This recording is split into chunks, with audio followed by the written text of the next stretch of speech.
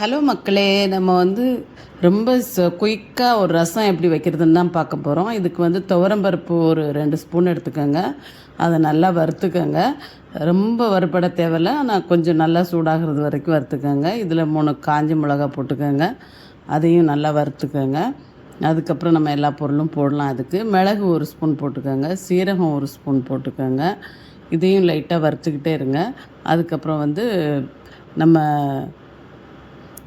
மற்ற ஐட்டம் போடலாம். இன்னும் இது கொஞ்சம் கொத்தமல்லி ஒரு ஒரு ஒரு 2 ஸ்பூன் வர மாதிரி போட்டுக்கோங்க. கொத்தமல்லியோட வாசம் ரொம்ப நல்லாயிருக்கும் ரசத்துக்கு. அது கண்டிப்பாக போடணும். இதெல்லாம் போட்டு நம்ம இதெல்லாம் மிக்சியில் கொட்டி பவுட்ரு பண்ணி எடுத்துக்கலாம்.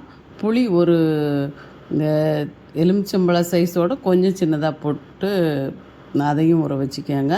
இப்போ இதெல்லாம் அரைச்சி தனியாக எடுத்துக்கலாம்.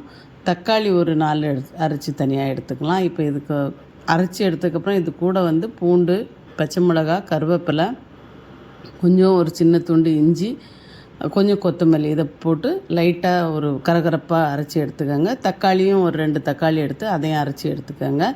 இப்போ தாளிக்க போட்டுடலாம். தாளிக்கிறதுக்கு எண்ணெய் ஊற்றி நம்ம கடுகு போட்டு நல்லா வெடிக்கட்டும்.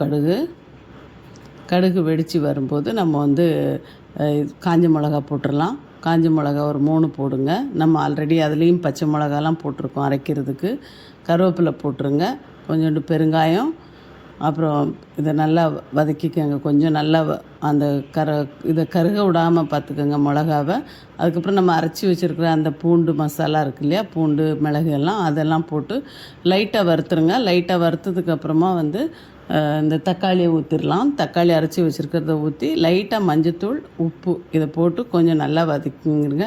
கொஞ்சம் நல்லா வதங்கட்டும். இந்த தக்காளியோட அந்த மசாலாவோட வாசம் எல்லாமே நல்லா வதங்கி வரட்டும். நல்லா வதங்கினதுக்கப்புறம் நம்ம புளி தண்ணி ஊற்றிடலாம். புளி தண்ணி ஊற்றி எவ்வளோ நமக்கு தண்ணி வேணுமோ அவ்வளோ ஊற்றிக்கங்க. ஏன்னா ரொம்ப புளிப்பாகவும் வச்சிடாதீங்க, அவ்வளோ நல்லா இருக்காது. தக்காளியும் இருக்குது, அதனால் புளி கம்மியாக போட்டு நல்லா நமக்கு தேவையான அளவு வச்சுக்கோங்க. நான் ஒரு ஒரு ஒரு 1 லிட்டர் அளவுக்கு நான் வச்சுருக்கேன் ரசம். அதுக்கு தான் இதெல்லாம் காட்டுறேன்.